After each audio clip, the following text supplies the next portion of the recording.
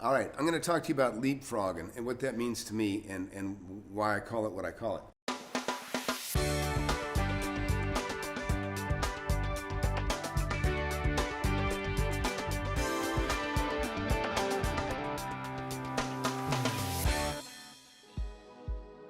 So leapfrogging is a term I use for getting ahead of what's to come anyways. Okay, so let me explain.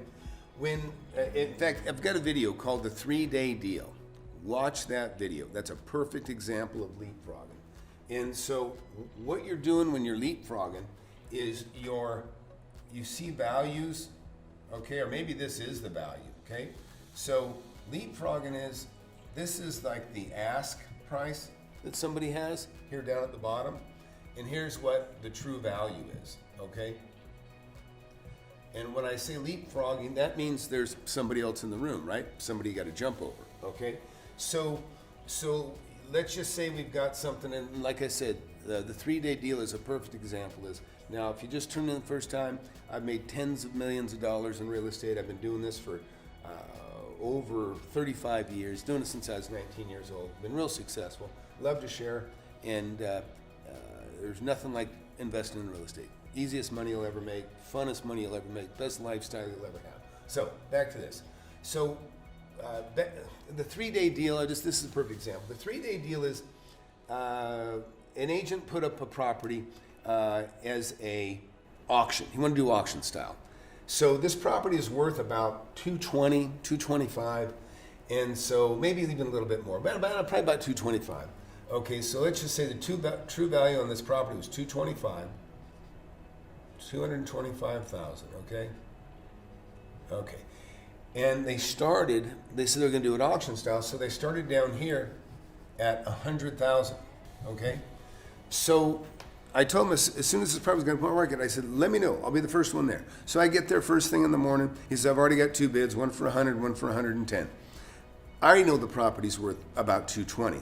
So first thing I told him, I said, look, this is the leapfrog. I said, I'll give you $160,000 for it.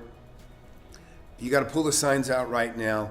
Call the owners. Tell them that you got $160,000 right now. Okay. I immediately showed him that I have more than enough money cash in the bank to write him a check. I said, we'll close it in 3 days. So he's like, well, I've already told a lot of people that, that this thing's, going to auction. I said, I don't care. I said, I want this property and I'm not going to buy it after 1 o'clock. You can just say, forget it. I'm leaving. I said, I'm making you an offer right now. I'm not even going to think about playing around bidding on it. So I'm telling you, $160,000, pull the signs out of the ground. He goes, well, let me call him. And so he said, can you put that right? And so I said, give me your email. And I wrote it down and I texted it, or basically emailed from where I was standing, sent it right to him. I said, check it, you got it, you got it. He goes, I got it. He goes, I'll forward it to him. So I said, okay, let me know. I said, I'm leaving, you got my number. I called him back about an hour or two later and I said, so, hey, what's the deal on this? He said, look, I'm meeting him for lunch. He said, I know you're in a hurry and you want to get this done. He goes, I've got another offer up to 120 on this thing. I said, okay, great. I said, but he started in the morning, and it's not like he announced this thing. So I knew that this thing was going to bid up to $225,000 by the end of the day. This is the leapfrog. I know what's to come. I could say, I'll give you 130. Somebody will say, I'll give you 140. Somebody will say, I'll give you 150. And pretty soon we'd be at 200,000 by the end of the day, and I wasted all this time. So leapfrogging is going, it's worth 225, so you come in and you leap over everybody else, okay? You leap over everybody else with a better offer, okay? In this case, $160K, okay? Now, in this case, another offer came in, 110, and another one came in at 120. But fortunately, it was early enough in the day that by the time he got to 1 o'clock, broke for lunch, talked to the sellers, he said, well, we're up to 120,000, but this guy came in early and said he'll give us $160,000, but we got to sign it today and be done. So he called me back at 1 o'clock and he said, hey, you got a deal. You got a deal. He goes, the owner said a bird in the hand is worth 2 in the bush. So bam, we made the deal. I cut him a check immediately. I said, I'm going to write it up right now. Always, listen, you want to get it signed. You always got to get it signed right away. Okay, so that is that's leapfrogging. Again, is jumping ahead of everybody because you already know where things are going. Okay, now here's another example of it in a very different way. Market is dropping drastically, okay? So when the market's dropping drastically, hopefully you don't get caught in something like this. When you've been doing it a long time, you're less likely to happen, but part of this is part of the how do you get out. And so if you always buy things right, and you guys know, I only buy under market, And I'm not much of a speculator. I make my money on the purchase. So the values are going down. So let's say I have a property, we can even use the same example. So let's say I have a property here that's worth, say, $250,000.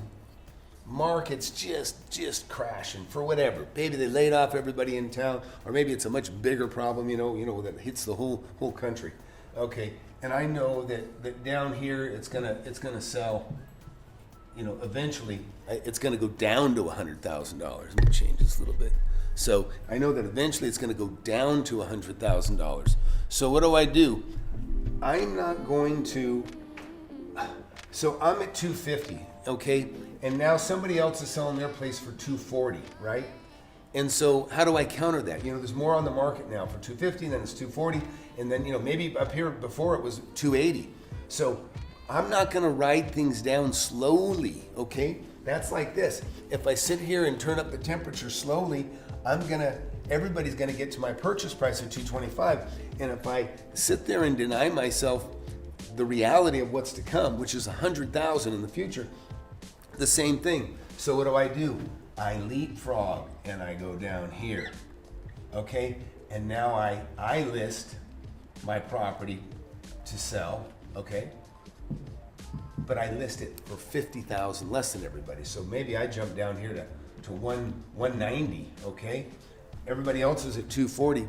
I leapfrog and I just go 50,000 beyond everybody. Because the reality is there's already people kind of bouncing back and forth. Well, hey, they went from 240 to, you know, 250 to 240 or 240 to 230. Then all of a sudden they go, oh, wow, here's what we can get for 190. Nobody's even close. They're gonna be there. I guarantee you they're gonna be there. So what happens is I get my property sold, okay? Mine's sold, I get out. I'm as unharmed as I can be, getting ahead and getting out.